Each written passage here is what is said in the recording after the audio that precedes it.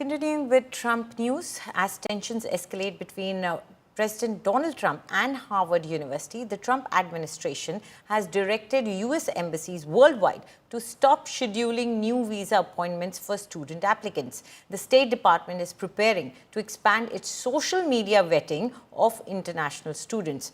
Secretary of State Marco Rubio announced that updated guidance for the vetting process will be issued after an ongoing review. Until then, consular sections have been advised to suspend new student and exchange visa scheduling. Previously, social media screening was applied selectively, targeting students involved in pro-Palestine demonstrations.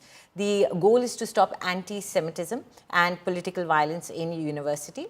At Harvard, hundreds of students and faculty staged protests on Tuesday, voicing support for foreign students and opposing the administration's attempts to defunct the university.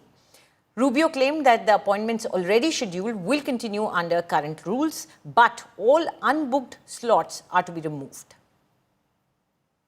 It's not going to stop here, and it appears like it's going to go on for quite some time.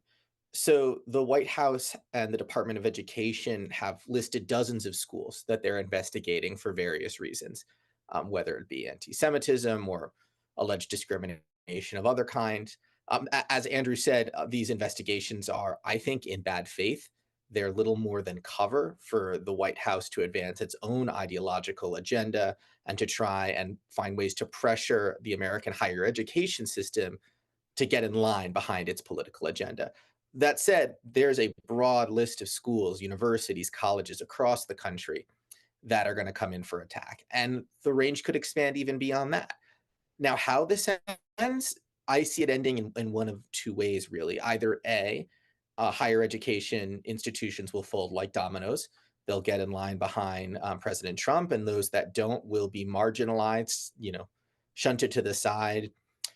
Or B, the president will lose in some way, shape, or form. Now, that could be a high-profile legal defeat, say before the Supreme Court. It could come over the attacks on Harvard. It could eventually be a political defeat of some kind, but that's a long way away. And until we get there, I think the front is going to expand. More universities are going to come under attack. There'll be more attacks on Harvard specifically. So I don't see this stopping anytime soon. That's not going to be limited to Harvard. Columbia also went through this a couple of weeks back. But it's going to be industry-wide, obviously. The desire to, there are multiple motives at work here, I think, one of which is to force these higher education institutions to subscribe to and respect the administration's anti-woke, anti-diversity, equity, inclusion agenda, which that's part of it. And the other part of it is, and I think this is completely misplaced and misguided, the idea that that these institutions are recruiting students from abroad that are anti-Semitic and harbor anti-Zionist and anti-Israel perspectives. That's just totally overblown. I think, though, fundamentally, there's just an anti-intellectual bias at work here, an anti-higher education bias at work. And it's going to have a tremendous impact because international students, by and large, across the industry, pay the full freight.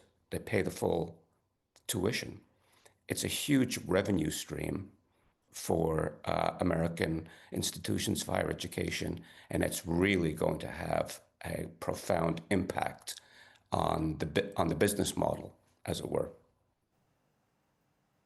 So US President Donald Trump on Monday doubled down on his demand for a list of names of international students enrolled at Harvard. Yet another escalation in his administration's standoff with the university. Listen in. There are about 31%, almost 31% of foreigners coming to Harvard.